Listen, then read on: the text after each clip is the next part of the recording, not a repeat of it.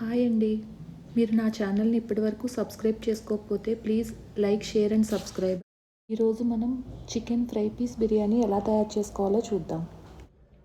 ఇప్పుడు మనం మసాలా పౌడర్ తయారు చేసుకుని పక్కన పెట్టుకుందాం.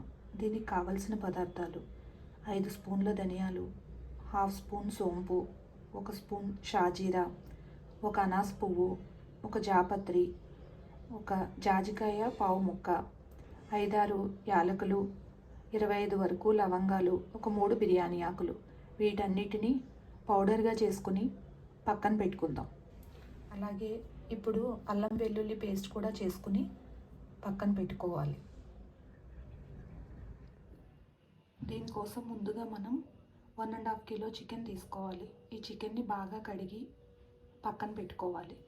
అలాగే 750 గ్రామ్స్ బాస్మతి రైస్ తీసుకుని కడిగి పక్కన పెట్టుకోవాలి.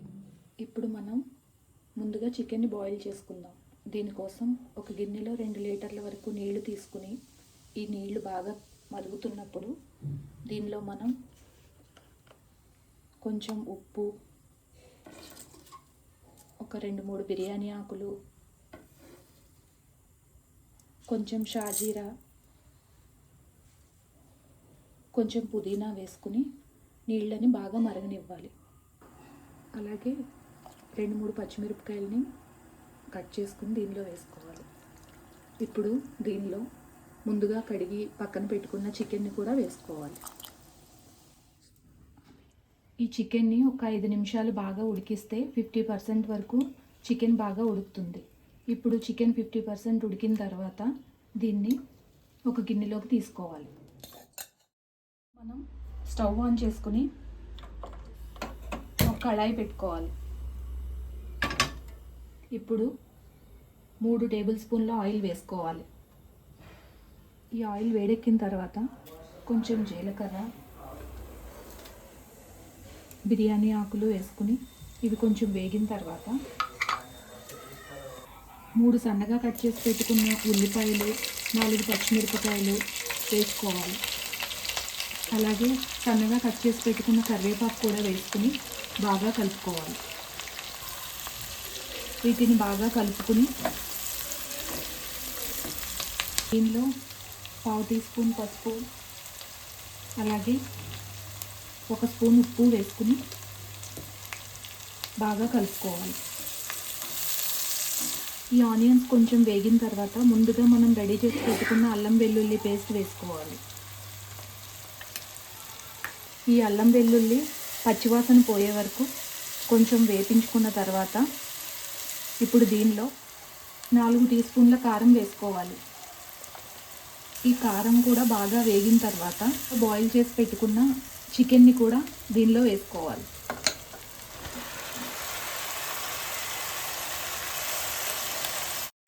చికెన్ని బాగా కలుపుకున్న తర్వాత మూత పెట్టుకుని మధ్య మధ్యలో కలుపుకుంటూ ఒక 5 నిమిషాల తర్వాత మూత తీసుకుని మనం ముందుగా రెడీ చేసి పెట్టుకున్న మసాలా పౌడర్ని ఒక హాఫ్ దీనిలో వేసుకోవాలి.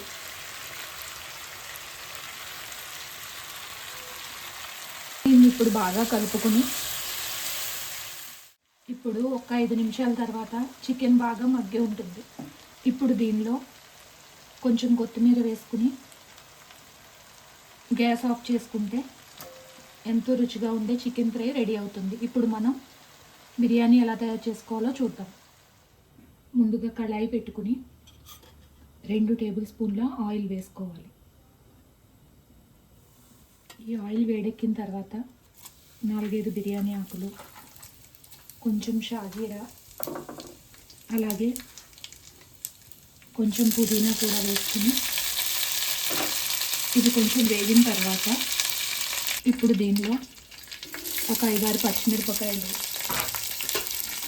1 స్పూన్ అల్లం వెల్లుల్లి పేస్ట్ కూడా వేసుకుని బాగా కలుపుకోవాలి. ఈ అల్లం వెల్లుల్లి పేస్ట్ కూడా బాగా వేగిన తర్వాత ముందుగా మనం చికెన్ బాయిల్ చేసుకున్న వాటర్ ఉంది కదా, ఈ వాటర్ని దీనిలో పోసుకోవాలి.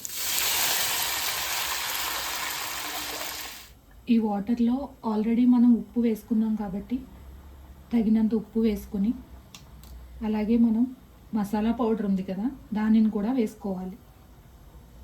వాటర్ బాయిల్ అయ్యే వరకు మూత పెట్టుకుని పక్కన పెట్టుకోవాలి.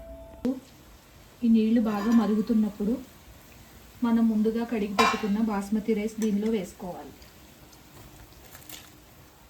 రైస్ వేసుకున్న తర్వాత మూత పెట్టుకుని ఒక 10 నిమిషాలు బాగా ఉడకనివ్వాలి.